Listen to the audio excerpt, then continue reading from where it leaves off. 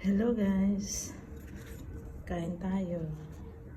Ito talaga ang best breakfast ko guys. Ito white roti made of maida and grapes, the green one. Ayoko yung mga red and black grapes. Gusto ko yung green. Tapos yung white cheese. Ito siya, combination tong tatlo. Masarap to guys. Baka hindi pa nyo nasubukan, subukan nyo. Ang sarap talaga. Ikain mo siya, isabay ng grapes. Tapos white cheese and roti. Sarap siya with chai, with tea. Okay.